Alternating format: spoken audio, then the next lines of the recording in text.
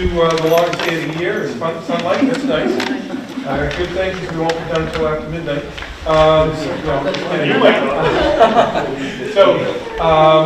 I have put together an agenda with informational notes on it for you to be able to review. And what I thought is, we've got a couple of new folks at the table, and some other folks might have only met somebody once or twice here. So I thought we'd just start off and go around the room. Again, I'm Steve Connolly, Superintendent of Schools. Sue Austin, Assistant Superintendent. Charlie Galemo, North Berwick Board of Selectmen. Mike Johnson, North Berwick Board of Selectmen. Wendy Cowan, North Berwick Board of Selectmen. Jonathan Hall, North Berwick Board of Selectmen. Now, are you still, did a chair roll? No, we stuck him with it again. He draws her chair. He wanted to do it again. Okay. Dwayne Moore, Town Manager, North Berwick. Travis Doran, School Board for the Town of Berwick. Do you have a new role, Travis? No. Vice chair. Unwillingly got voted in as vice chair. He doesn't show up. Sorry. Rebecca Beal, representing Lebanon School Board. Estrida Schaefer from North Berwick School Board. Nancy Gilbert, Lebanon, and the new chair. Well, condolences. Laura Bragg, Vice Chair, Board of Selectmen in Lebanon. Chip Harlow, Board of Selectmen, Lebanon. Paul Philbrick, Board of Selectmen, Lebanon. Joanne Potter, School Board, Lebanon. Dustin Price, School Board, Berwick. Denise Mallett, School Board, Berwick. Lynn Manley, School Board, North Berwick. Steve Eldridge, Town Manager, Berwick. Tom Wright, Chairman of the Board of Selectmen in Berwick. Great, thanks for joining us here tonight. So, a few pieces of information that I sent out, just a really brief clip that said these are the kinds of things we'll be sharing with you tonight. I think it's a good opportunity to just do a share out of some information. So I'm going to present some information, Sue's going to present some information. Did I tell you that, or did I do this surprise? No. You go. All right. So the first thing I wanted to talk about is, I had a question from someone, I don't remember, probably had questions from multiple people on this. The regional service center stuff, how does that work? So over the past year, the Governor's Office, Commissioner's Office, and the Legislature has been dealing with the topic of system administration. There was a report a number of years, several years back, called from this organization called MEPRI. It's a spin-off arm for the Legislature that is about Maine educational policy review. And MEPRI did a study on central office work, and they determined that at that time they determined that the savings that were being recommended by reduction of central office services and consolidation would not pay off due to the litigious nature and the variety of school districts that we have in the state of Maine and the geography. But there's been quite a bit more pursuit about that. Central office being the superintendent, assistant superintendent, business manager, payroll, human resources, and bookkeeping, and business manager services. So in 2017-18, this school year that is just wrapping up, the system administration allocation under the EPS, which is that marvelous essential programs and services, we get this famous form called an ED-279. The amount that we received everyone received in the state, except for minimum receivers, was $135 per student. So for our district, that came to slightly over $400,000. It looks like, without my glasses that I left down the hall, it looks like $400,140. Okay, thank you. And then in 2018-19, the projection is at $92 per student, which would be about $276,736. So that represents a loss of $123,404. $404. Okay. In the ED-279 for the upcoming school year 18-19, there is a new section 5B, number 8, that mentions this thing called regionalization and efficiency assistance. So if a school district opted to become part of a regional service center. That means you have representation on a board and you have signed off and at your town meeting for RSUs or MSADs, and your town meeting, it is approved by the people in attendance, then you qualify for assistance toward your system administration and your regionalization costs. So because we agreed to join the Southern Maine Regional Service Center that is housed through RSU and overseen by RSU 21 in Kennebunkport and Arundel, we received in that line an extra $81,621.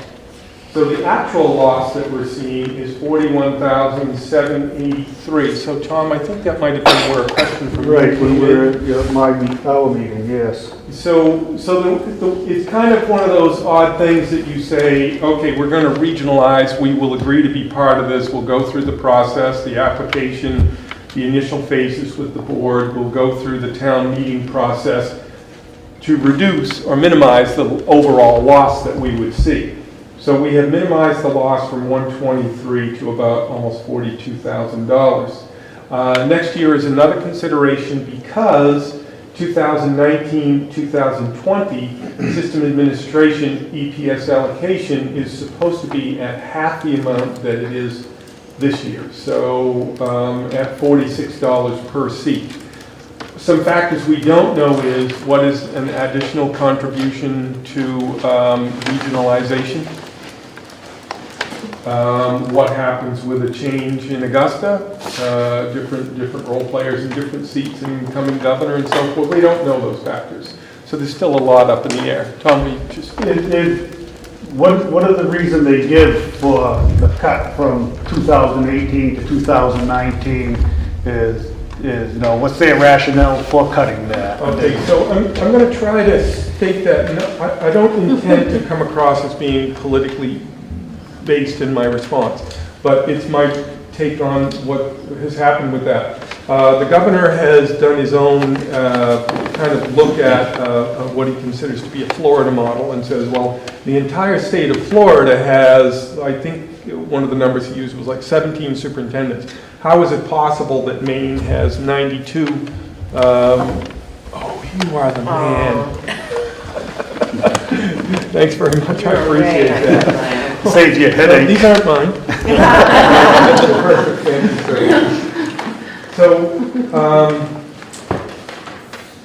So it was a look of, well, how can you possibly have 92, 94, whatever the number is, full-time superintendents in the state, and then you have some part-time people. There are people who just, for instance, on some of the islands, just sign it once a month and things like that. And so that's where the MEPRI study came in originally, and it was designed to say, there's an estimate that this will save $6 million if you were able to whittle the number of superintendents, assistant superintendents, and business managers, if you're able to regionalize those services of about $6 million. And so the MEPRI study came back with, run by David Silvernail, who used to be the analyst at USM, and his study returned the finding that it would save approximately $3 million, but it was not worth the litigious change that would occur. A simple example is in my office, I have a copy of the 1917 state school law, and then I have the 2017 school law book sitting next to it. It's really pretty funny. It's like a Reader's Digest compared to the St. James Version of the Bible. So they're a little different in size. So because of the intricacies of the job and because of the fact that many districts are already approved as regional school units. We are an RSU. There are 3 boards sitting at this table. I have a friend in Calais who oversees 11 boards, 500 square miles. To say to some of those districts you need to regionalize your services and to try to figure out how to get to 10 to 12 directorships across the state and to close all of the local control pieces in the state of Maine is going to be an exceptional challenge. So that's my understanding of where this impetus has come from. And so the change in this is to force the consolidation. But the regionalization, the way it's written, you can be a member and you will receive that assistance. But you don't have to take the services. So one is food service and one is custodial supplies.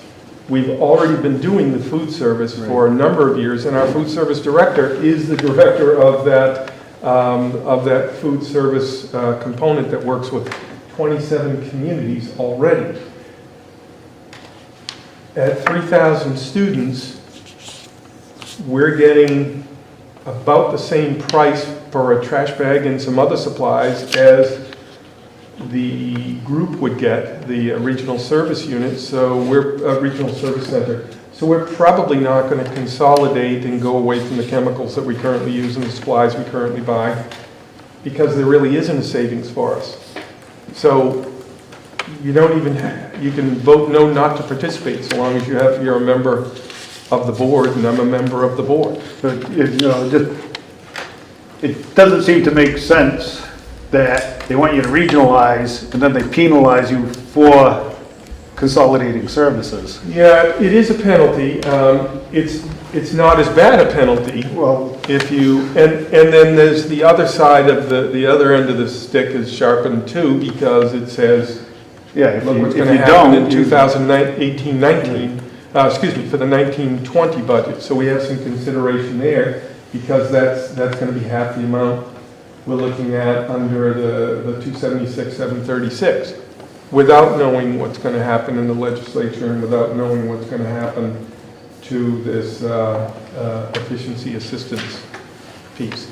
I happen to think, because we're one of the few districts in southern Maine, regional service units that already shares 6 administrative positions with partner communities, I think that's what that efficiency is about. right.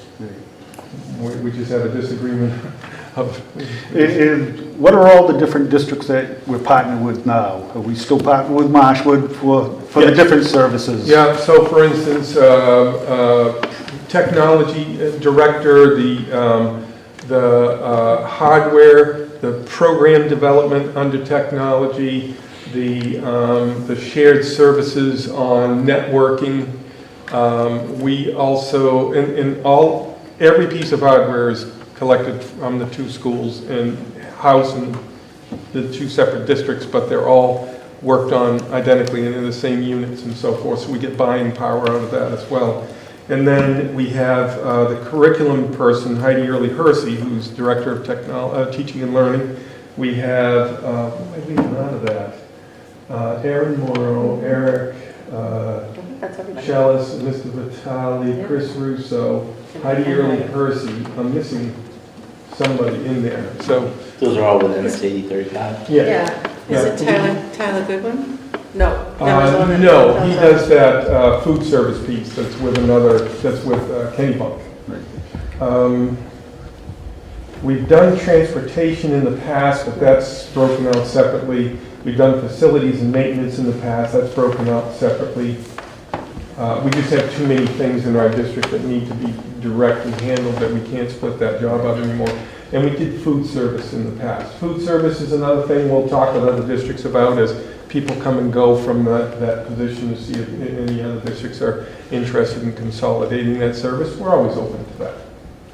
So regional service centers, we are part of the Southern Maine RSC, and we will look for opportunities to figure out ways to become more efficient and to avoid loss of funds. Federal grants, that is an asterisk on the bottom. If you look at the back, it says all the numbers are estimated amounts that will be released, that are intended to be released to us, but districts do not know the actuals until later in the summer. So your budgets are already passed, and the information that you're looking at there are guesses, they're approximations. So Sue's going to talk a little bit about the grants. So,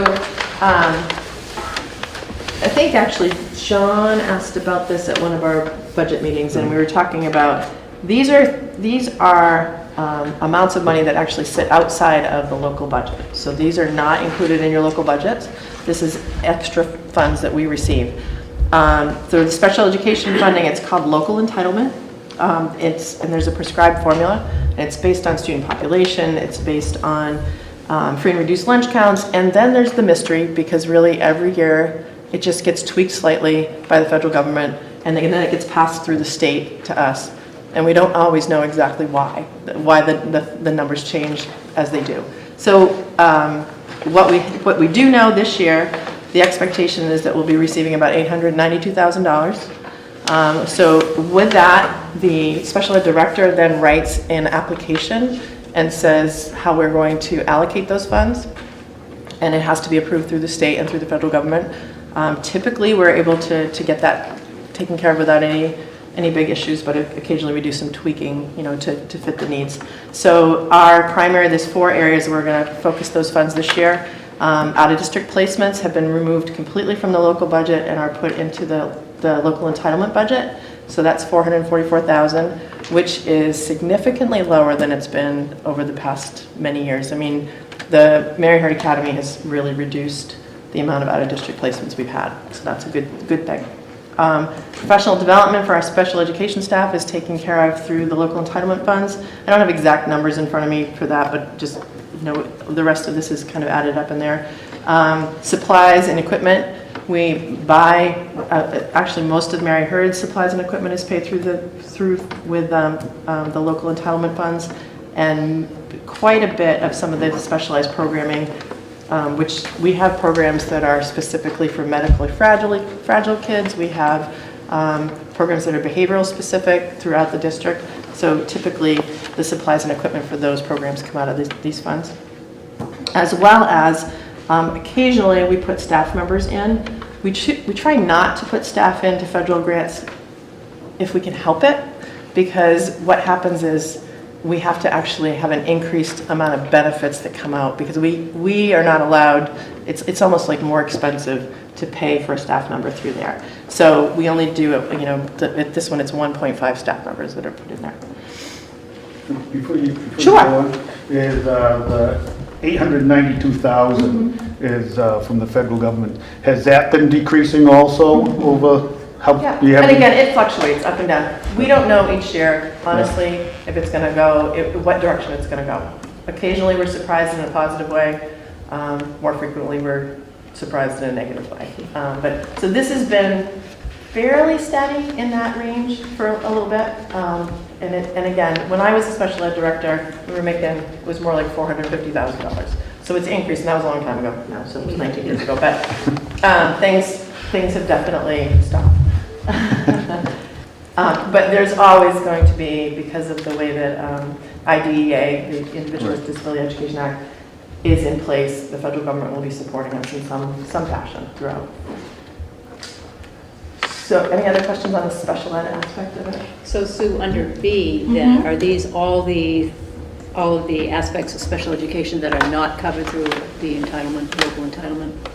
Everything you've listed here under B? So B, I'll talk about that, is a little bit different. It's a regular education. These are regular education funds. So It's not special ed. Right. Okay, so what is covered then locally for special Most staff. education? Most staff funds are covered locally. Yeah. And then, and a lot of supplies. I mean, their full budget is there. The budget, what is I don't even know the number off the top of my head. 6 million. Yeah, so staff, supplies, transportation, yeah, all of those other pieces are in the regular special education budget. Yeah. Is the special education budget does the school district have to supply medical supplies or anything? Does that? For certain programming, yes. So yeah. we supply it? Yeah, and there's a full nursing, we have a nursing. Not medication. No, Right, Right. like medical supplies. medical supplies, correct. Right, right. And so there's the nursing program as Right. well, so that we provide, medical supplies for all of our nurses, but then there's also some specialized programming needs.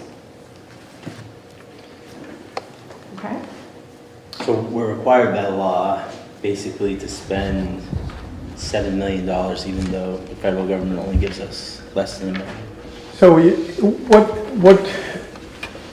in a way, yes, but it's up to each district and each student case to determine if a student is going to qualify or not. Now, the qualification is a federal standard, so that means that if a student qualifies here and they leave and they go to Utah, they take that IEP with them. It's portable. Same thing coming back in. But it doesn't mean that 100% of the time that one group looks at a qualification and says yes, and another group says no. I mean, it's a possibility that you get a little bit of variation. But for the most part, those services that we're spending are required of us. The regulations are pretty tight across the country, so it's fairly common. Okay. And that's pretty typical across the country, that the federal government is only funding. Yeah, I would say so. Yeah, Absolutely. yeah, there's yeah, for sure. What is the percentage actually right now that the government is funding special education? Well, that's like 8%, Yeah. 7%. The state legislature is discussing in some of their work how to help fund special education differently. I don't know what that means right now. Yeah. So moving on to the next section, which is called the title grants. Those are for regular ed services, but for instance, the Title 1A, and who knows where they came up with the Title 1, 2, and 3 stuff, but the Title 1 is specifically for students who are disadvantaged based on free and reduced lunch. So students, and then also whether or not they are making adequate progress in terms of their reading skills and math skills. So we receive, this year, we're going to receive about $585,000, which is significantly less than last year. We were over $600,000, $647,000 last year. So that's a hit that we need to kind of think about, and we're working with those. The actual applications are due July 31st, so I'm working on those right now. And currently, the numbers that are in place in the application are just dummy numbers. There's like $100 in there. So as soon as they actually finalize the numbers for us, hopefully within the next week or two, I can actually play with things a little more real. Yeah. So we do, in this particular grant, we do actually utilize the grant for staff. And that's really because in order to support students in reading and math, it's really people that you need. So there's several teachers and ed techs who are paid through Title I funds. The other part of that is the homeless liaison, which is actually just a piece of our, that's actually a federal requirement. You have to have funds in there for homeless education. We just there's a baseline of $2,000 that we have to put in, and we do that. The rest of our homeless education stuff is funded locally. And parental involvement is another mandate that you have to put approximately 10% of your funds aside for parental involvement. So we have to encourage our families to come in, and we provide, we do all kinds of things to try to get parents to come in. It's not always simple, but we do the work we try to do. Then there's the piece about targeted versus whole school. There are two ways to provide services to students in a school that's identified as Title I. And again, so here's another thing for you. North Berwick Elementary School is not a Title I school because their free and reduced numbers are not high enough. Berwick and Lebanon are both Title I towns. And so those schools, Lebanon is a whole school. Their numbers were high enough percentage-wise so that we could provide services throughout the school without having to do another whole separate plan. That's actually the most efficient way to use the funds, because then we're not really, all students can be seen by all staff that way. In Berwick, right now, we have a targeted needs program where Title I staff can only work with Title I identified students. So there's some shuffling going on. So I have an ed tech who can only work with these 7 kiddos in this class. So it makes it a little more difficult. We're good about the finagling. We actually are putting in an application to become a whole school program in Berwick because we feel like that's a better use of funds. So we're working on that. Federal regulation? It's a federal regulation, but it's monitored by the state, so the application will go to the state folks, and then they'll let us know. And they actually encouraged us to do that. Can I comment on that? You can, yeah, let me tell you one more thing. One of the things that's difficult is that our free and reduced numbers are going down. And that's a problem, because it reduces the amount of income that we get in support for Title I kids. The reality of it is, there's no change in people. It's just the fact that they're not self-identifying as in need for free and reduced lunch.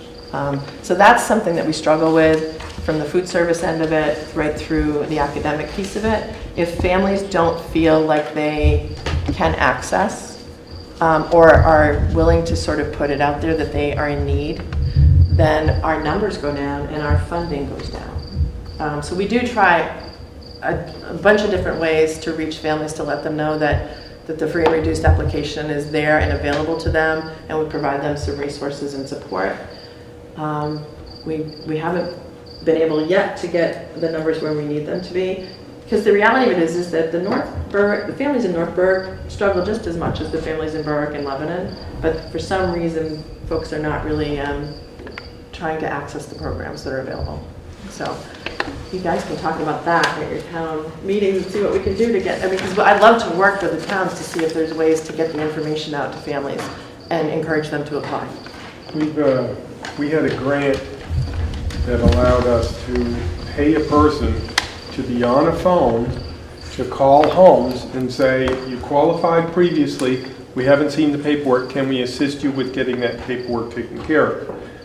And our numbers still did not change. We have dropped to, as a district, 34-point-something% free and reduced lunch. That's down from 38% 2 years ago. That 4%, almost 4%, really does some damage to us in the ED 279s. And in federal funding, it also means that we're less able to access the grants that are out there available from private sources, because one of the first things they do is they say, what's your free and reduced lunch percentage? It's bad all the way around. Lebanon qualified as whole school 4 years ago because at that point they just cracked 50% free and reduced. So it didn't make sense for the government to say, well, you should only work with half the kids in that class. They said that's too difficult. You can work with all the kids. And once you qualify one time, you qualify for 5 years. But we're down to less than 38% in Lebanon. And I don't know that the population has changed that greatly. So Yeah, from 50% 4 years ago to 38%. What's the reason why people don't apply? I think honestly there's a bit of a stigma attached to it, even though it's all kind of under the radar. There's nothing out there nobody knows if you're a student with a free and reduced lunch or not, because of everything's electronic these days. But I do think we live in a time where people look down on folks that are in need, and so therefore they struggle with asking. The other part that I think that has changed things a little bit economically is the minimum wage has raised a little bit, and so people are falling off the edge a little bit. Yeah, just So qualifying. they're just not qualifying anymore. So I think there's more than one reason for it, but. So when kids go through a lunch line, Mm-hmm. there's no way of There identifying is one students? way. If you get a hot lunch all the time, You're probably. and you're not buying a la carte, you're not going through and picking out the different kind of drink that you want or something. If you're getting the hot lunch all the time, somebody might think, Yeah. And I guess that's my question too, because I think kids are very sensitive They are. to being identified, as yeah.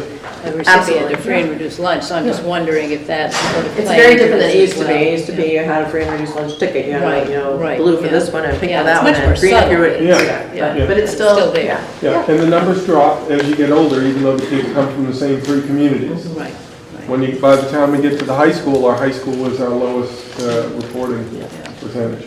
Is there, just out of curiosity, what percentage of teachers are funded through Title I funds? Do you have Oh, any gosh. idea? I'm just curious so how much that funding There provides. are 1, 2, 3.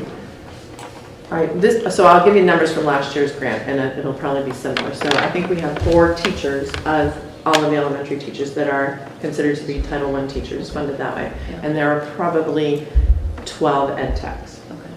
through the two towns. Is a part of the administrative salary for the Milton position under that as well? I For don't the believe it is. leadership? Okay. I don't believe it is, no.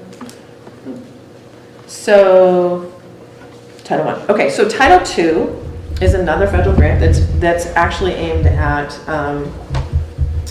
teacher prep and support for teachers and basically the highly qualified folks. So we provide, this year's grant was actually over $100,000, last year's grant, so that now we've dropped we're in the $90,000 range, so we lost another $10,000. And we'll be working with, one of the requirements of the world is that we have to provide mentoring to our new staff coming in, which is not necessarily a bad requirement. We're actually pretty supportive of that. So, but this is where we pay for our funding for that. We support, we actually have a elementary mentor who goes around and works with all new staff. One teacher who's part-time. She was a highly qualified and with much longevity, and she retired, and we use her part-time throughout.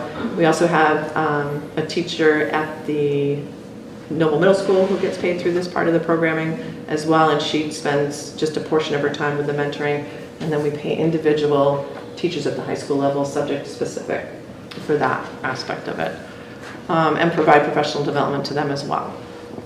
And Title IV used to be what they used to call drug-free funds.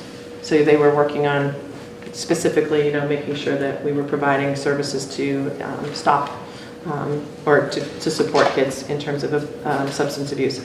It no longer is called that. It's called the Student Support and Academic Enrichment.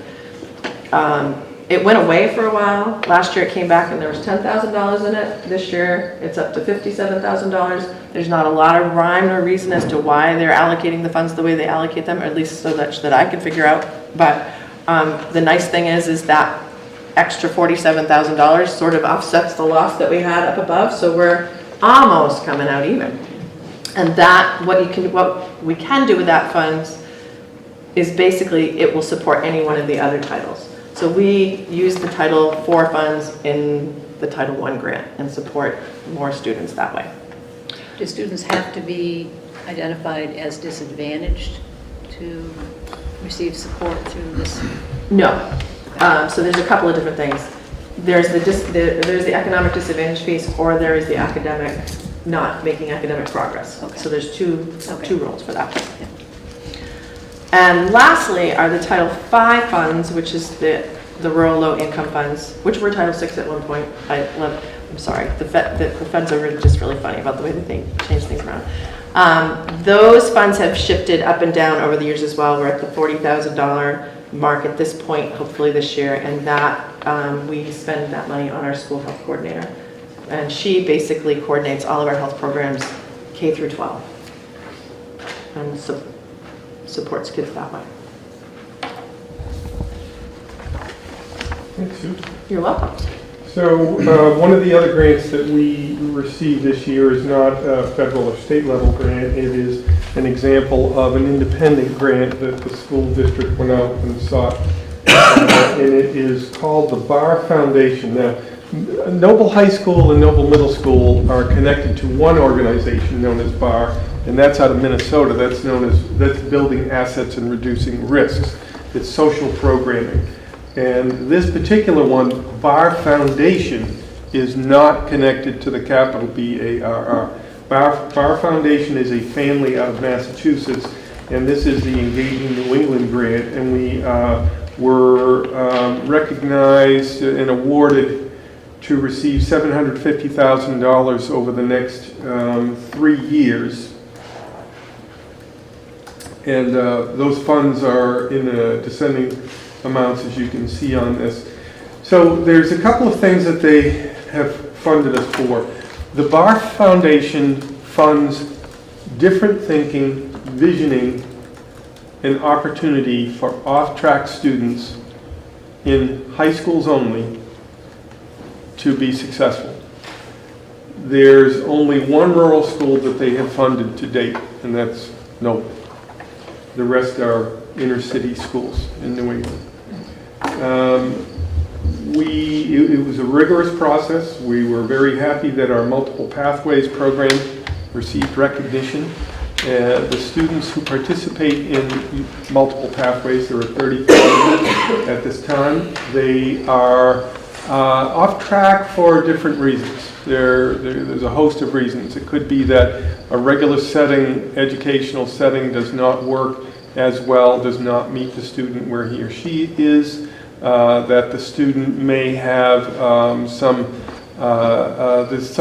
there are things that are like anxiety. So there's, just like any other class, there could be a whole range of situations. Could be mental illness involved in lower levels.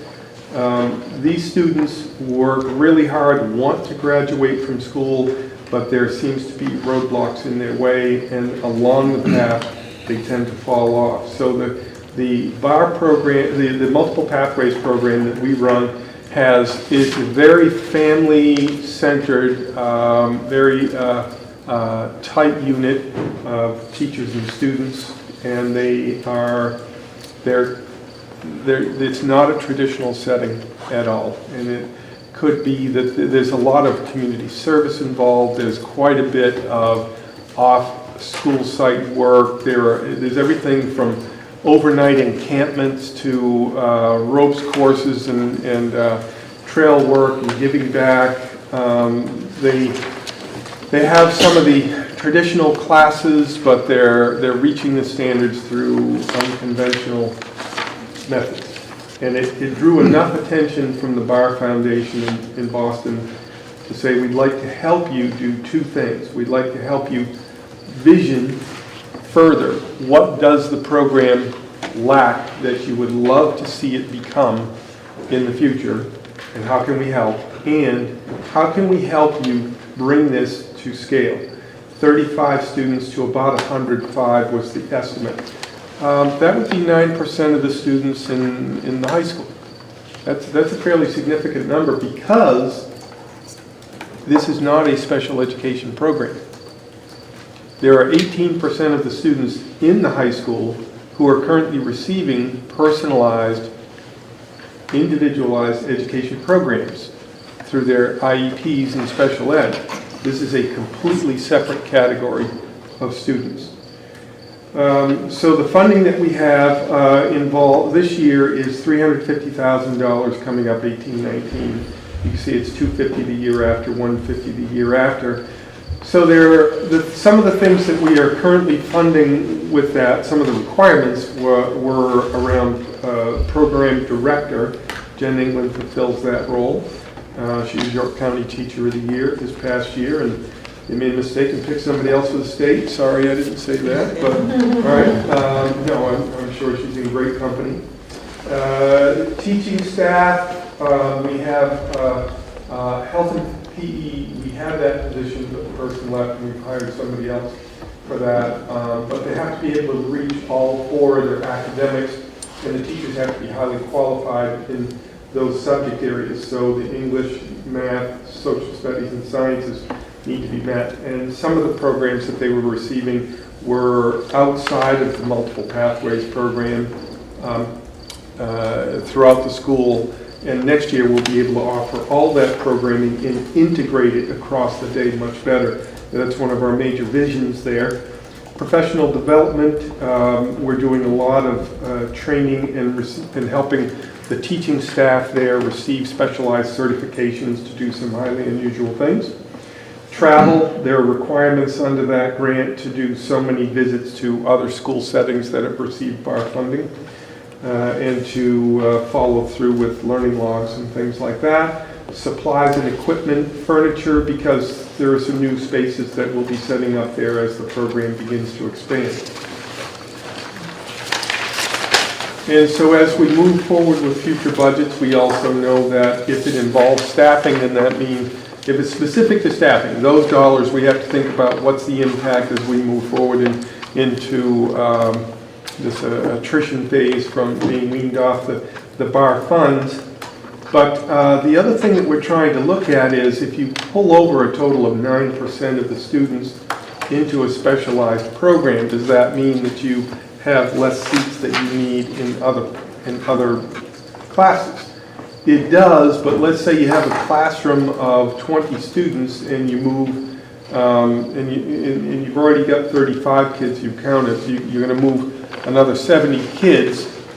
So let's call it 6%. So there's 1.2 kids less in your class of 20. So we know that it doesn't mean that it's just going to free up a whole math teacher or a whole so forth. So it creates some interesting challenges for us to think about as we move forward. Steve, could I just quickly ask, does the bar grant program stipulate anything in terms of post-secondary training or aspiration, or is it strictly Absolutely. focused on post-secondary aspirations, asset building? Some of we're all the entire staff in the district is currently reading Mr. Hall, Grit, Angela Duckworth's book on grit, passion, and perseverance. So there are some pieces in there that talk about what transitions, what happens after this program, how do we lead kids to the next phase. And there is a social work position that was hired for that program that we did not previously have as well. Because we need to do multi-systemic work. We need to work with other agencies to help students find the things that are missing. In some of the cases, it was, I don't know if Sue would say this, but I feel like in my conversations with her, that some of these cases were part of the driving force behind the inception of the Ryan Hill project. Yeah, absolutely. So, yes. So the other bar, the capital letters, Yes. how much funding do we receive from grants through that? So we did receive funding up through this year. Next year we won't receive any funding, and we've already worked that into our budget. That some of the stipends that people were receiving to get the program up and running and create certain resources, we don't have those funds to do those same levels. And in some of the cases, we don't need to do it anymore. Some of the things are already worked into people's jobs as a regular component. For instance, Kristen at your school, part of her job is to work with all of with all the teams to look at their student work weekly. So how much were we receiving prior to? This year, I would say that it was probably, I'm going to give you a number off the top of my head. I think it was $20,000. Okay. And when we originally started the year before that? I think it was, the only additional pieces that we had before that were for our group to go see other people and to present at conferences and so forth. So $20,000 plus travel fees and hotels and air flights and meals and so forth. So I'm going to ballpark it at 30 just to give you an idea of what's in my head. Thanks. This is Steve before you go on. So the budgetary impact is, we had the decreasing funding so the plan is if this is successful, you're going to continue on with this program, and then this district itself will be footing the whole bill. Is that it? Yeah. So some of it are like some are one-time costs. Right. The setups furniture, and, some of the equipment and Right. things like that. The human resource part of it, that's the not the one-time cost. Right. So are there possibilities to integrate that into some of the roles that are already going on here, or do they have to be completely standalone? When you have house structures, and you have to have a math person on a house, so you can't just pull a person and say, now that we've got a math person here, we won't use one there. It doesn't quite, it's not like you have a whole floor in a high school that's all a math department and all a science department, and you can reduce 5 sections or 3 sections or something. So it's a little bit more complicated for us, but we're gonna be paying attention to, are there opportunities to, number one, lead into further funding from this agency or this foundation or other agencies in support of the program, and number two, are there ways that we can figure out some efficiencies so we don't receive the full impact of that. But my first focus, I'm just going to be honest with you, is going to figure out ways to help 105 kids walk across the stage. Yeah. Okay. I know that was a surprise comment. Okay, so the next question that I received was about mill rate. So the mill rate, again, is that $1,000 for every $1,000 of property valuation, how much the state says you'd be required to raise for education. So this year it's at $8.19, and in 2017-18 fiscal year, and it's going to move. So we receive next year it's going to move to $8.51 per $1,000 of property valuation. 32 cents is a significant jump in 1 year. So that represents a loss of $545,000 to our district. And the question was really, what are those funds being targeted for? And I've had conversations at the state superintendent level with the executive board to try to figure some of that out. We don't have good answers. There's nothing that has come out to say this percentage of that fund will go towards the offset in the ED 279s on raising your amount that you receive from 97% to 100%, or this part is going to go toward special education cost drivers. The only explanation that I can tell you is that we were informed it would be aimed towards offsetting cost drivers. Yes, we don't have good understanding of what that is. It's been specific questions that we've asked too. We're just not getting the answers to it. So it's a little on the frustrating side. We did some offset this year so that the taxpayers did not receive the full, as you may recall, impact of that $545,000 loss by using some of our fund balance. But there's a difficulty in doing that, is that what do you do the second year out, because you create a hole when you do that.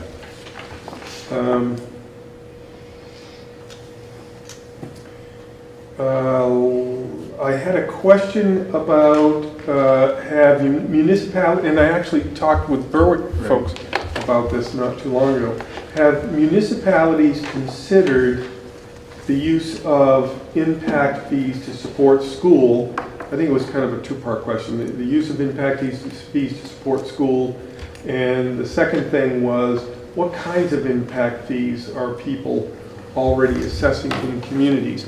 So when I was at Berwick, what I recall was that there was a recreation fee. We have recreation fee and then open space. Open space. Right. But you had brought up the idea of an impact fee for school districts, and the question was how would that work with a district when the town puts their own impact fee on, and are other towns doing that? Other districts? Yep. So does it happen across the district? For instance, if a student is an elementary school student, that's pretty plain to see where those services, those dollars might be going. But if the student's a secondary student, how is that determined? So what are there any impact fees being used in North Berwick and in Lebanon? Recreation and open space. Okay. So just so you know, Steve, Yeah. we're only allowed to assess what the state allows us to assess. Yeah. Impact fees can only be used for capital improvement projects.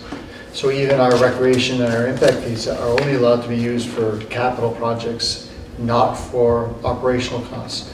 I don't think the towns have, and we'd have to check into this, but my understanding of impact fee assessments, because we've looked at impact fees a lot, is that impact fees can only be used for capital improvement projects. So no matter what you decide to do for either recreation or education or whatever, it can only be capital. Absolutely. Yeah, I know Gorham is going through looking at their structure for impact fees right now related to the capital improvement, because their growth is crazy right now, and so they're trying to figure out how are they going to reduce the number of affordables and add to schools. So what we looked at in North Berwick, so we've done recreation and open space, because those are pretty easy numbers, because you have to put together an impact fee assessment, and those are pretty easy to ascertain. For education, what we did is we kind of went a different route, and what we did is we limited growth to limit impact to schools. So that was our offset to try to limit to limit costs by limiting growth. So that's what we've done. So we have a growth control limit, 2.2% of our is what we limit our growth on a yearly basis. And ultimately,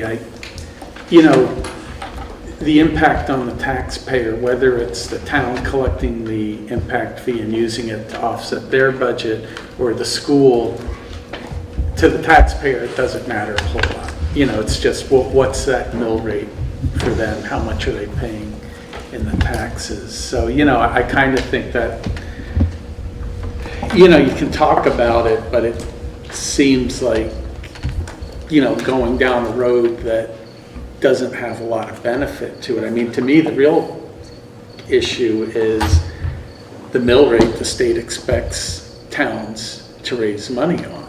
I mean, if the state had funded education at 55%, you'd have $2.8 million more coming from the state this year. I mean, and that's not, and we're not talking crazy amounts of money. We're talking 160 million more statewide in education funding in a $6 billion plus budget when they're running $140 million surplus. So it's not pie in the sky thinking, and that's really the answer. You bring up an interesting point. I'm just going to check in with Lebanon. Let me come right back to that. Lebanon, I don't know if you have any impact fees. Nope. Okay. So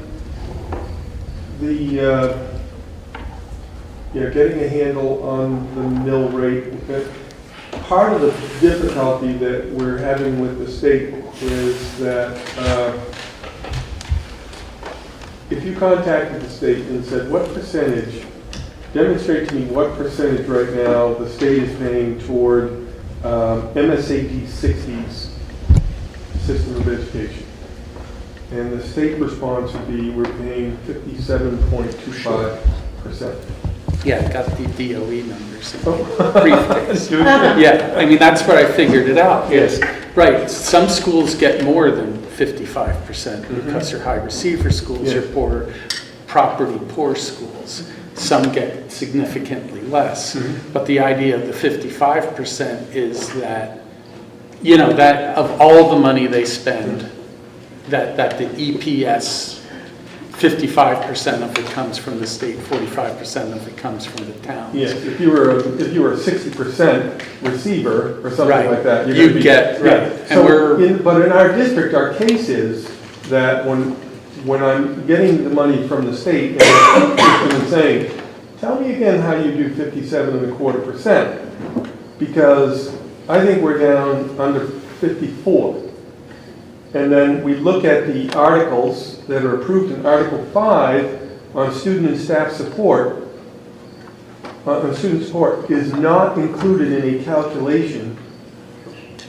Is that the extra money above and beyond the EPS? Yes. Right. Yes. Well, yeah, sure. It's set aside as though this can't count as your overall cost for education, because a social worker has nothing to do with a classroom. Or a guidance counselor has nothing to do, or the nurse has nothing. And we're saying, how do you ever determine that those things do not put kids in classrooms? Yeah, and I agree with that. But still, even using their current methodology with just the EPS, that would be 2.8 million in SAD 60. I like you. You know that? Yeah. I really like the numbers.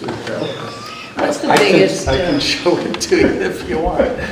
what's the biggest driver in terms of costs? So the two biggest drivers would be special education and mill rate that we're required to contribute, because what we're seeing is more and more funds are being required of the local citizens and not at the state level. But special education would be probably the number one answer nationally. There were changes to individual. Am I doing that word again? IDEA, yeah. IDA, geez, that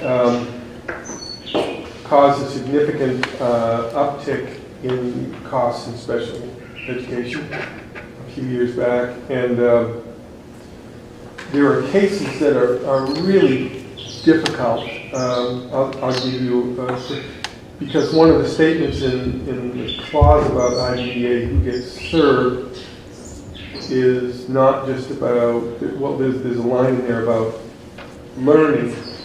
And we have situations that are tragic. We have kids who are in hospital settings who are declared by physicians to be in a certain condition, and what are you going to do? Are you going to debate with a parent that does this qualify as a learning condition or does this not? And we'll go to court over this, and it's $120,000 for one case. I mean, we're not going to do that.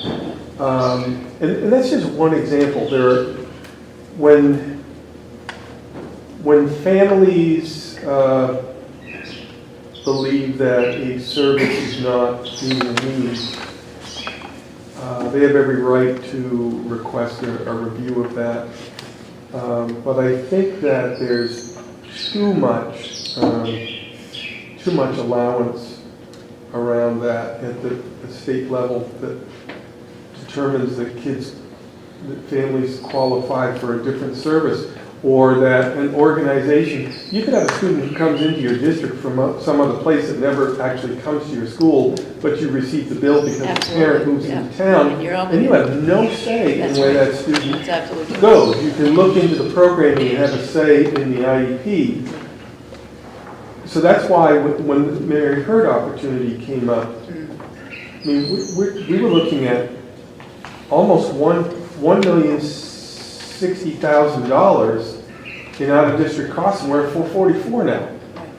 So that's hard to figure. And we've got other districts saying, you provide a better service, from New Hampshire and Maine, saying, you provide a better service, we'll send our students to your school. And those are helping to offset our costs there. It's really tough, though, to see some of the qualification conditions. Sue is in charge of, in kind of related and kind of not, and she's the homeless liaison. It's one of her 37 hats, I think it was. It says which hat doesn't the superintendent want to wear. But, so she's in charge of the homeless liaison work, and she has, we have had cases that kids are in a taxi for about an hour one way that are considered under this qualification of homeless to get to Noble, and you split that cost with the town or city that the student lives in New York. I mean, we pay tens of thousands of dollars a year in transportation. And there are some pieces that sooner or later I look at and say, why is that coming out of why are some things coming out of the school budget? Well, they have to come from someplace. Yes, why school budget? I just get back to that. So are you talking about identified students? No, in this that is regard? this is a different thing. So there's identified students, and then there's the homeless status. And I understand that the kids are in a tough situation, but I'm looking at the financial piece, like how do you determine how those bills are paid and whose responsibility they are? The last one that really is just brutal for us right now is child development services, that will likely be moving, for 3 and 4-year-olds, be moving into the school settings. Right. We'll need to transport those students. Every bus you have has to have special safety, integrated safety harnesses. We only have 4 in a fleet of 50 like that. We have to have room for the students right now. We're out of room at 2 of our schools currently for the current students. And those students come in with heavy-duty plans in place, which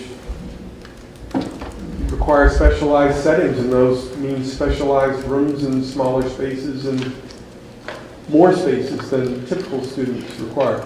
So there's a host of things that are really impacting the school setting right now that I kind of wonder how it's determined. But you would see special education as a major driver of the budgetary cost per town? Huge. Okay. Huge. National. So if you're looking at, so just sort of ballparking, within the last 2 or 3 years, how much has the special education budget increased, would you say? I mean, have you seen a real significant uptick? So we are this year. I would say if you're asking me off the top of my head for a number on that, I would say Yeah, I mean, the special education's budget probably has changed about, if I compared previously, and not talking about just salary increases in contracts, probably 12% would be, I think, a reasonable guess. And numbers, in terms of numbers of students? We're up 9% just this one school year in all special education qualifications. And we're going to be up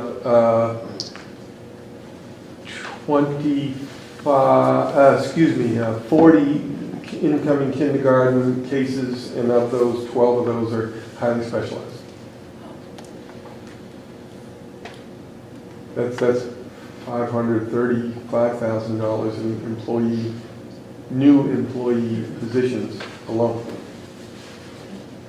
And it means it's other things, related things, like I have to have another minibus, and I have to have another driver and another monitor. Yep.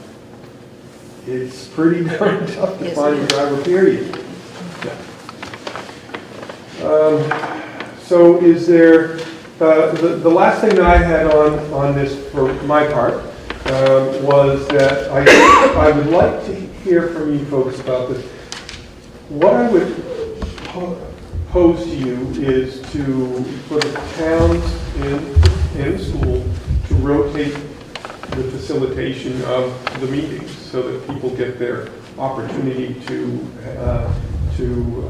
drive conversations and to take a role in this, because it's for everybody at the table to have the opportunity to get answers to questions, to pose the questions, and to seek to better understand situations. So that's one thing I would have. The last thing that I didn't list for me is, during the school year, on occasion, I will send out something that says, like an email, that says, please consider providing written testimony or letters to, for instance, and other legislators, or consider, I'm going to be going to Augusta to testify on this particular topic, would anybody wish to join me? What I would say is, please consider next year when I send those blasts out, if you get that, and I'll make sure I have a blast group to send it to. I provide all the information in there about the impact to the schools on the legislation. I need your help. I need more voices. School board members will write letters and testify, and some teaching staff will as well. I really use the municipal perspective. Thank you. Any other thoughts from people here?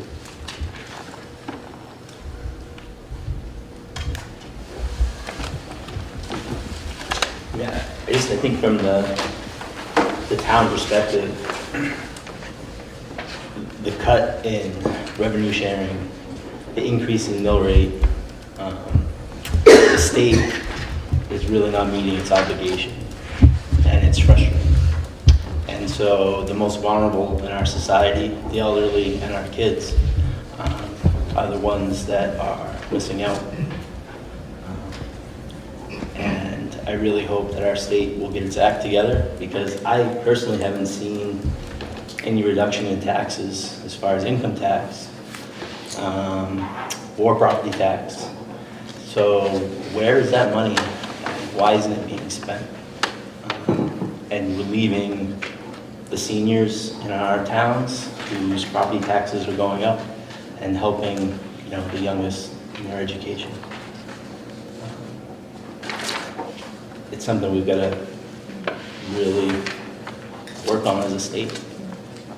Well, I think it's particularly frustrating when as a town, you're doing your due diligence, as Wayne referenced, certainly, we've implemented, our growth plan, and, I think we tried to be pretty forward-thinking in terms of our preparations and trying to minimize impact, to our local citizens. So it's really frustrating to know that those efforts are not met at the state level.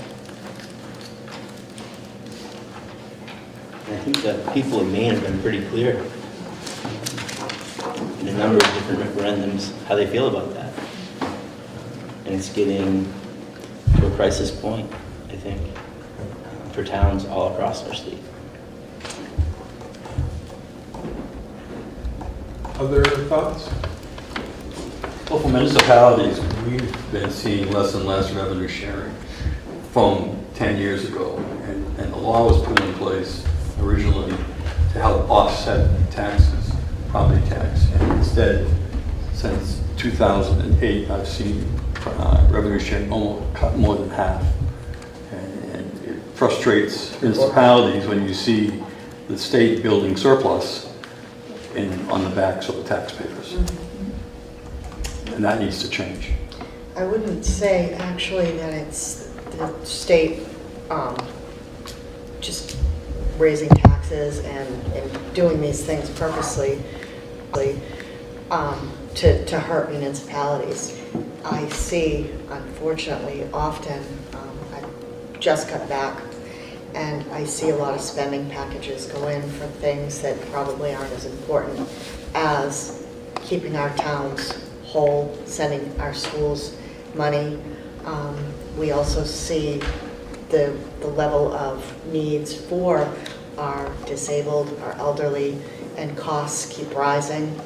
And although we do have a surplus, that surplus, or the rainy day fund, when that rainy day fund is established, we should actually have significantly more than we have. And our bond ratings, and right now we pay millions of dollars in debt on bonds right now. And bonds, a lot of times, like transportation bonds are good, bonds like that. But when we're paying interest on those bonds, if we don't have specific amount of money in the rainy day fund, then when we go out to Standard & Poor and Moody's, the interest rates are a lot higher and we wind up paying more. As far as revenue sharing, I know that there are cuts that have been made, and they're not always positive cuts.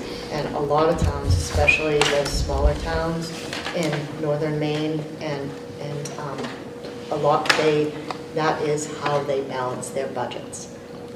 And so it's really difficult. And when I'm up there and I'm trying to be fiscally prudent, and I see wish lists, for instance, $350,000 was dropped on restoring a light station. I would have much rather, and that was just the architectural fees, that was the first deposit on that. And it was from the appropriations table, and I see that there are much better needs to spend that on. Our schools are one of those things. Our public safety is another. So it is, I know, sitting in your shoes, I've sat on this school board, I know how difficult it is, and I live in the town, I pay taxes, but a lot of times if you're up there and you see what goes on and the way that bills come forward without the thought of who's going to pay for those. And we're seeing some, because of the high rates of taxation, we see capital flight, which sometimes our richest people leave the state and we get left footing more of the bill. So, I mean, there's things, I wish I could give you everything. I wish I could give you that $2 million. Since I've been there, each year, we've put more and more into education, but it seems like it's a moving target. Like, we would love to reach the 55%, but it seems like every time we go to reach that goal, like with everything, costs go up, we reach that goal, and we can't meet that goal. And we're not a really wealthy state. So, but I just wanted to explain the surplus and why we have that surplus and the benefits that that surplus does have. And right now, some of that surplus is going to be used probably to finance some of those referendum questions. I'm sorry, but, you know, Beth, there was a bill to fund education 5% in this last budget. You voted against it. You voted against it in the last term. You voted against revenue sharing both times. And in fact, there was a bill to make it harder for companies earning profits in this state to move those profits into offshore accounts and escape taxation. But you voted to uphold the governor's veto on that bill. So, you know, don't. I would Nice like to see speech. those. I would like to see those bill numbers because. Oh, I got them. Because I am actually. No problem. I very- went through all your roll call I'm votes. very fiscally conservative, and when it comes to lowering income taxes, which would probably benefit the vast majority of people in the You state. only voted to lower income taxes for corporations. No, I voted to lower them for people. Well, I know that the people in Maine voted to put a tax on people that were making more than $200,000 and fund education that way. I did vote against that. We spoke pretty clearly as citizens, and it feels like the state doesn't respect our intelligence in the way that it's And that was a ignored. bipartisan decision because once again, when you are the highest tax state in the nation, you see capital flight. And when those people leave, you're left with a deficit, which it was actually, I don't have the information in front of me, but it showed that we would have seen a deficit with that, not an increase. One thing I want to say, as it relates to revenue sharing, that impacts our towns. Revenue sharing was a partnership between the towns and the state of Maine. It was based on sales tax. In boom times, we would all benefit. In bust times, we would all feel the pain. Take a hit. But what the state did is the state said, municipalities, you're going to feel the pain all the time. State law currently says town's supposed to get 5.2% of all sales tax that's collected in the state of Maine. About 7 years ago, the town said, you know what, we'll give 0.2 back if that 0.2 goes into efficiency funds so we can look at regionalization and efficiency funds. And then the legislature said, you know what, and it wasn't only the legislature, the governor kind of put an all-out war on towns and said, we're going to get rid of revenue sharing. When they went from 5% down to 0, the compromise was to go to 2.5%. Currently, it's less than 2%. That's what the towns are getting of the sales tax. We are in boom times in terms of economic. In terms of sales tax, you can look at it. Sales tax growth in the state of Maine is extreme. Municipalities, we have been frozen, not only frozen, but we have been reduced. So in the boom times, we're feeling the pain. In the pain times, we're feeling the pain again. And it seems like the partnership that we developed, you know, the whole idea behind that, the whole idea behind revenue sharing, if you go back and look at the history of that, is that, you know, towns took on some of the responsibilities that the state has. I mean, I can tell you, Steve, you register cars every day, and you collect sales tax every day. Yep. And the state wants that check every month, every day, every week, okay? We provide services that the state doesn't have to fund because the towns have said, we're going to be in partnership. We're going to be in partnership. But the unfortunate part is that the state has broken that partnership. The state has basically said, you guys do it, and you're going to feel the pain all the time. And that's the difficult part from a municipality standpoint. For North Berwick, you know, over the past 7 years, if I was getting full revenue sharing, I can tell you we would have no tax increase this year. That's the truth. Be an additional, almost an additional $250,000 a town in North Berwick. Significant money. Steve, most probably you guys, most probably be somewhere around $500,000 additional revenue. You know, that's the unfortunate part, is that the state is, and they've frozen the revenue sharing. Now, hopefully next year it's supposed to, by law, it's supposed to go back to the regular law of 5%. Well, we are hopeful that that will actually happen. Doubtful that's going to happen, but hopeful that's going to happen. Because it really should be a partnership. The whole idea is we're all in this together. Same thing with school education and school funding. We're all in this together. We should all be working as partners. But it seems like sometimes partnerships don't necessarily, they become one-sided. Mm-hmm. Reciprocal. And the income tax cuts are primarily on, you know, filing jointly households over 80,000. You know, if you're making $250,000 a year and you've got a $400,000 home, you're paying a little over 9% of your income in state income tax and property tax. If you live in Berwick and you make the average income and you have the average valued home, you're paying close to 15% of your income in property and state income tax. You know, so the income tax cuts have primarily helped those at the very top of the end, and it's really hurt the working people. It's really hurt seniors. You want to help working people, you want to help seniors, you cut the property taxes. That's the big difference. Well, you also expand Medicaid. Well, yeah, I mean, but That's another issue. on the taxation end, and you do that by funding the revenue sharing and funding the schools at 55%. That's the first step. I have a question for you, Steve. You've given me a list of the debt service that the school had for the last 10 years, I think it was. And looking through that, and looks like, just about every year we spend $250,000, $300,000 on buses and transportation and things like that. And it seems like every couple of years, close to $1 million on technology, computers, software, and all that. Is with the increase in the technology, especially, have we seen any increase in funding for technology?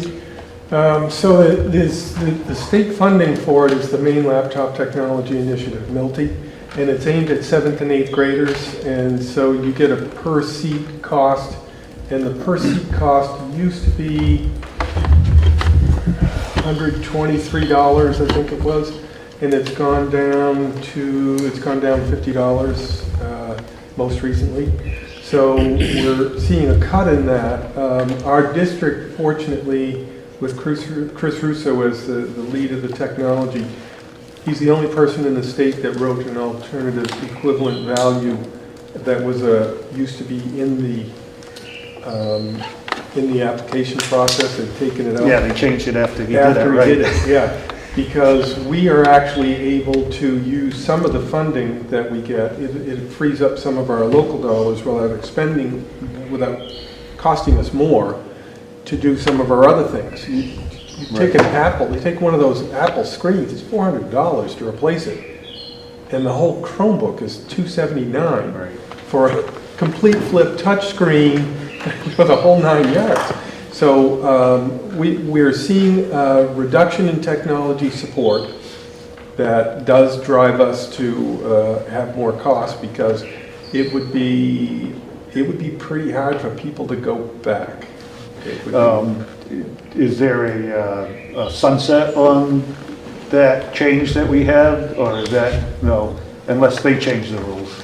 So we can continue with the Chromebooks indefinitely, or if something... The biggest change was that it was a 4-year plan. MILTI was over a 4-year contract, and they changed to a 3-year contract. So that means that we have to buy the devices within the 3-year time frame now.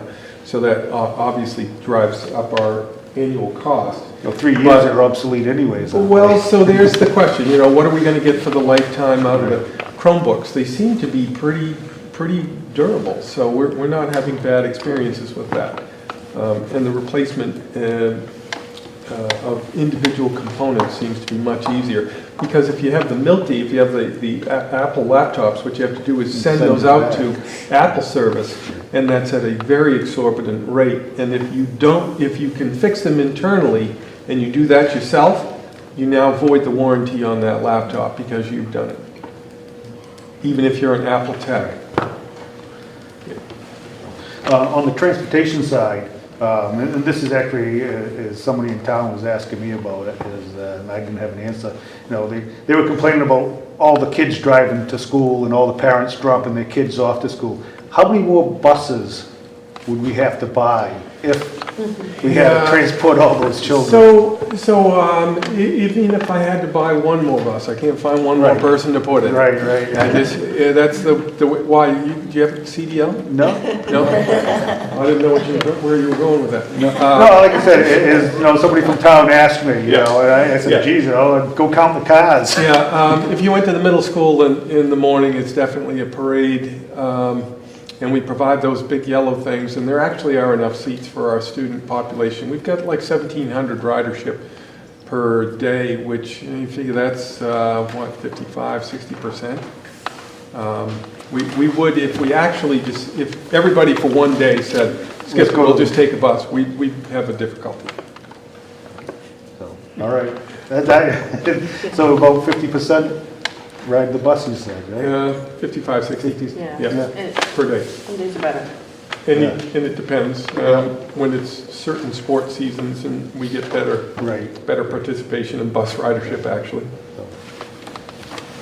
So I had a question, just because there was an email blast that came out earlier, just before this meeting, about LD 1869. It said it was poised to pass today. Do we know if it did or not? It did, we broke before we're going back next week. I don't know if it's going to be Monday or Tuesday. For the general public, could you tell us what LD? Yeah. LD 69 is the funding bill for the schools. About $1 billion.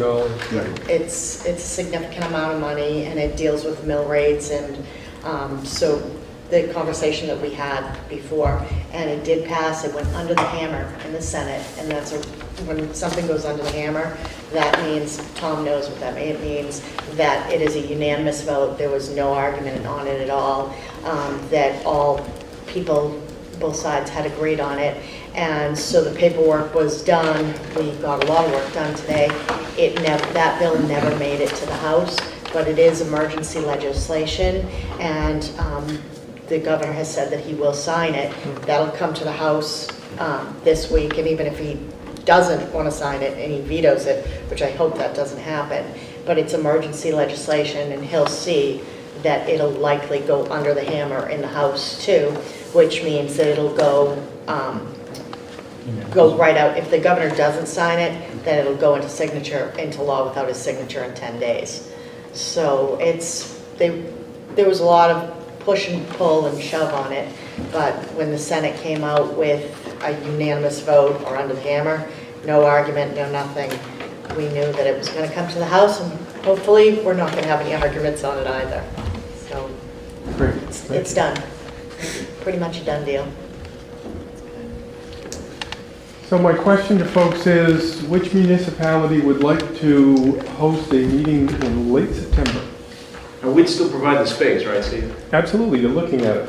Yeah, I was going to say, because this is the most comfortable This is one. nice. This is nice. Seats are a little hard, but... In reference to that, no, I'm not volunteering. Well, you may not think A couple months ago when we met, we envisioned these meetings, and June was the first one, which we're here today.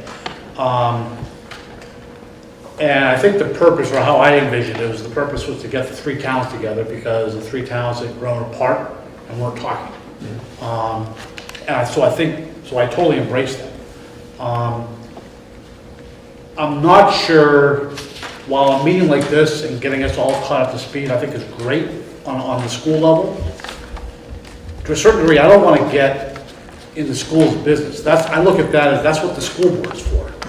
I mean, we elect school board members to be all about school. I tend to be more on the local level. I want to be up to date, so if I have questions, I can ask. And I'm thinking that a more appropriate time for an annual school meeting like this, like we're having today, is maybe in April, before all the budget comes out. It saves you from having to maybe go to individual towns. We do it all here. we go through all this, we go through all the budget items, we go through what we're gonna get, what we're not gonna get. We get to beat up on representatives and sign this bill and sign that bill. I mean, we can. Bring it on. We can do all that, but I'm just saying is that's perhaps a more appropriate time, and maybe saves some steps for you, having to go out to the towns. And then the other half of that is I actually envision more just the towns getting together. How can we save? How can we work together? And I'm not sure really the school board needs to be part of that. Not that I'm trying to admit them. I'm going to but be my honest guess with is you. that- I'm going to be honest with you. I've been listening to conversation, very light conversation by the board saying, what's our role in this? How do we, because the board, the school board is not in a, they haven't had division or they haven't had strife and so forth, and they understand the components of the budget and things like this. So they were kind of wondering some of what you just posed is, how are we helping this process? How are we helping the towns figure out? I think my role is to communicate better with you about the kinds of things that are really impeding our progress and to seek help. And then I wonder about how your roles in communication together, do they fit in with that? No, I don't think so, but we're perfectly willing to help provide venues and meet people's needs. I think the school board does, play a role in this, because they get to hear, how the towns react, on our level to what's going on in individual towns. And, so that'll help them better understand some of our decisions and what we're doing. Is, I see this as a four-way street here, is that we're all, trying to inform and get to know each other's process better. And,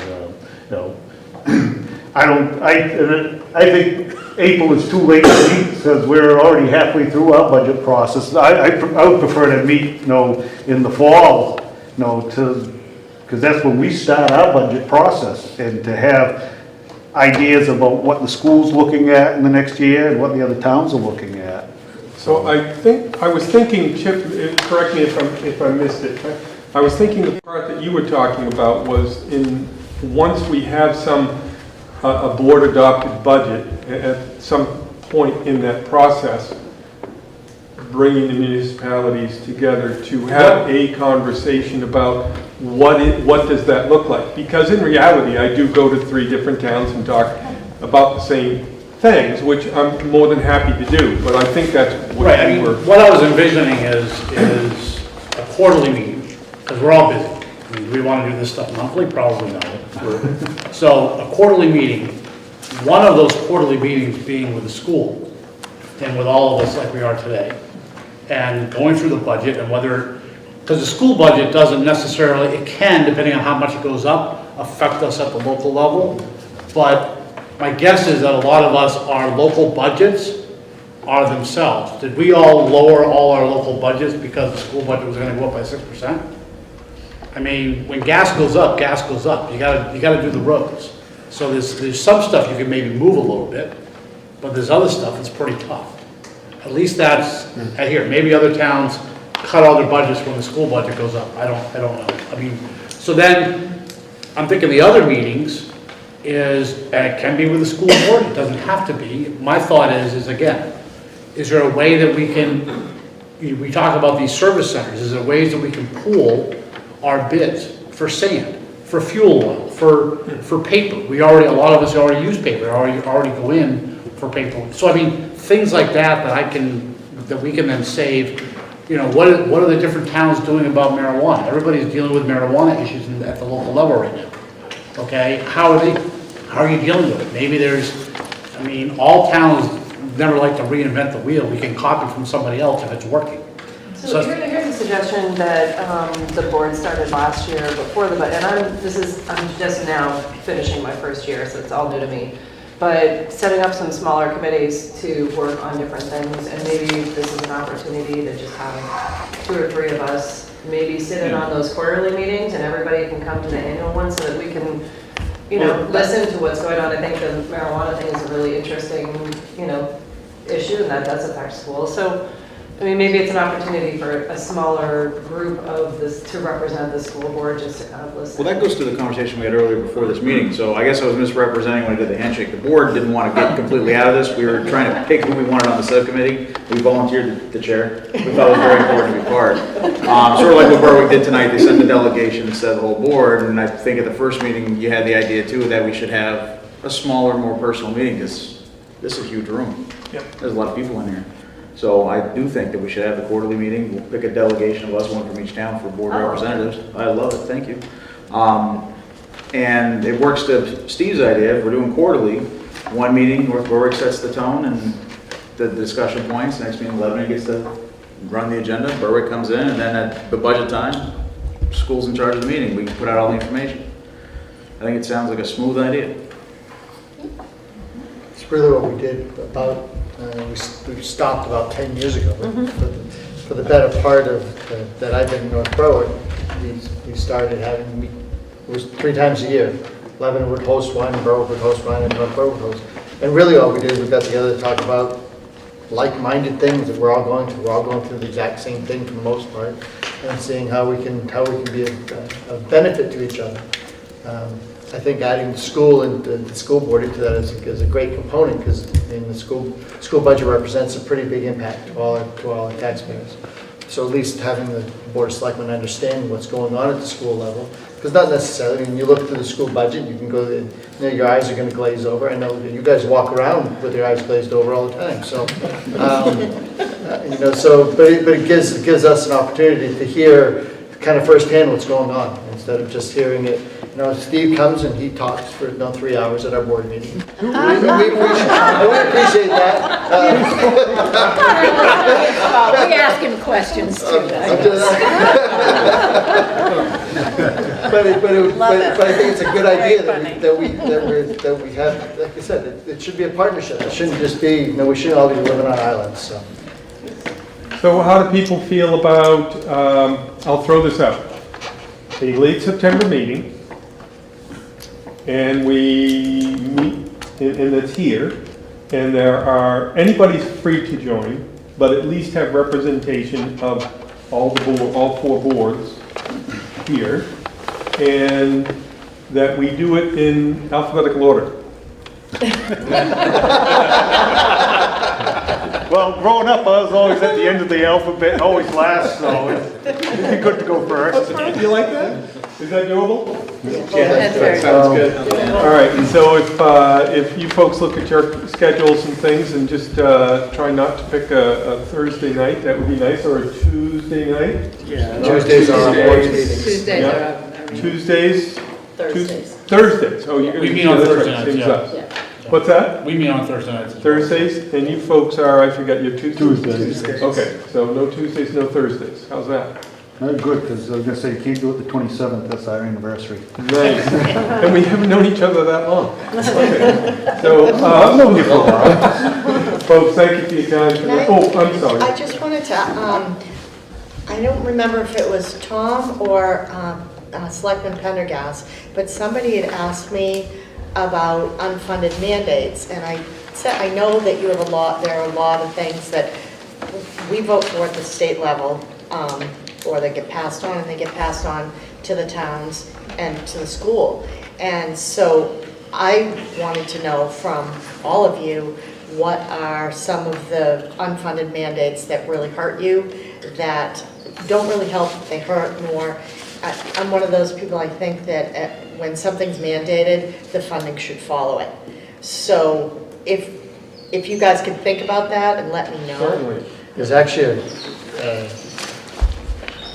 Managers Association did an unfunded mandate study, I'm going to say 3 years ago. It was 3 years ago that the report came out.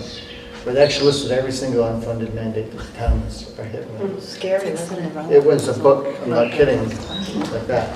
So, and those are the things that that any of your state representatives from South Berwick, Berwick, Lebanon, that we can get a handle on that and look at those. And like I said, if something is worth doing, it's worth funding, and we should never put that on you to do that if it's our idea at the state level. And I know those are cost drivers. So I was hoping that that was something that you could get to me so I could look at it and put your number ones and stuff, because we work all the time. Just because the legislative session may end someday, I'm not quite sure when. But we look at those things and we can submit legislation to repeal them or to fund them. And we can do it now. We'll get you the school side of that. That would be great. That would be wonderful. Okay, and I forgot to mention Karen Gare sends her regrets in not being able to be here tonight. She had a late meeting in Augusta with the correctional subcommittee that she works on. Either that or she said her bracelet wouldn't allow her to go back. No, it was I forget, correctional. one of the It other. was, they were going to talk about the funding for the correctional facilities and what was transpiring on that. Yeah, it was fun. And I was supposed to say also that Karen gives her regrets for not being here. Okay. She Have a said, great- you walk into the fire. Have a great night, folks. Thanks Thank very you. much. So the board, we're going to just take a short break and then we'll get just a couple executives.